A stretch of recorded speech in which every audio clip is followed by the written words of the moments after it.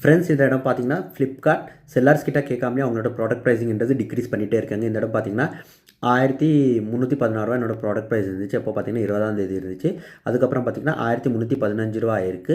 ₹1 கம்மி பண்ணியிருக்காங்க. இந்த இடம் பார்த்தீங்கன்னா ₹10 இன்க்ரீஸ் பண்ணியிருக்காங்க. மறுபடியும் இந்த இடம் ₹5 கம்மி பண்ணியிருக்காங்க. ₹5 கம்மி பண்ணி ₹2 ஏற்றிருக்காங்க. ₹2 5 10 அது மாதிரி ஏற்றிட்டே இருந்தாங்க, கம்மி பண்ணிகிட்டே இருந்தாங்க.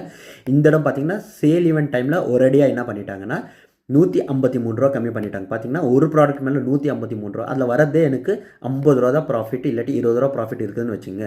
ஸோ இந்த இடத்துல பார்த்தீங்கன்னா ₹153 டிக்ரீஸ் பண்ணதுனால எனக்கு நிறைய ஆர்டர்ஸ் வந்திருக்கு. ஆனால் அது மூலியமாக எனக்கு என்ன இருக்குன்னா ₹100 லாஸ் ஆயிருக்கு. ₹100 லாஸ் ஆகிறதுனால என்ன ஆகுதுன்னு பார்த்தீங்கன்னா என்ன யூஸ் இருக்குது பாருங்கள். ஒரு ப்ராடக்ட் மேலே ₹100 லாஸ்னா 20 ப்ராடக்ட் ஆர்டர் வந்துச்சுன்னா அந்த டைமில் உங்களுக்கு ஒரு கிட்டத்தட்ட ₹2000 கிட்ட லாஸ் ஆகுதுங்க ஒரு ப்ராடக்ட் மேலே. ஓகேவா? உங்கள் கிட்ட கேட்காமலே இந்த மாதிரி சிஸ்டம் அப்டேட்ன்ற பேரில் ஃப்ளிப்கார்ட் ப்ரைஸஸ் கம்மி பண்ணிகிட்டு இருக்குது. இதனால் நம்மளுக்கு ஃபுல் அண்ட் ஃபுல் லாஸ், செல்லார்ஸ்க்கு ஃபுல் அண்ட் ஃபுல் லாஸ். ஆனால் இதில் ப்ராஃபிட்ஸ் யாருக்குன்னு பார்த்தீங்கன்னா ஃப்ளிப்கார்ட்க்கும் அதே மாதிரி கஸ்டமர்ஸ்க்கும் தான் ப்ராஃபிட். ஏன்னா கஸ்டமர்ஸ்க்கு என்ன தோணும், ஃப்ளிப்கார்ட்டில் சேல் டைமில் ப்ரைஸஸ் ரொம்ப கம்மியாக இருக்குதுன்னு தோணும். ஆனால் இதில் ஸ்கேம் பண்ணுறது யாருன்னு பார்த்தீங்கன்னா ஃப்ளிப்கார்ட் தான் ஸ்கேம் பண்ணிகிட்டு இருக்குது. ஸோ இந்த விஷயத்தில் நீங்கள் பார்த்து இருந்துக்கோங்க. உங்களோட ப்ரைஸிங்ன்றது நீங்கள் டெய்லி செக் பண்ணிகிட்டே இருங்க, இல்லாட்டி நீங்கள் கண்டிப்பாக லாஸ் ஆகிட்டே போகும்.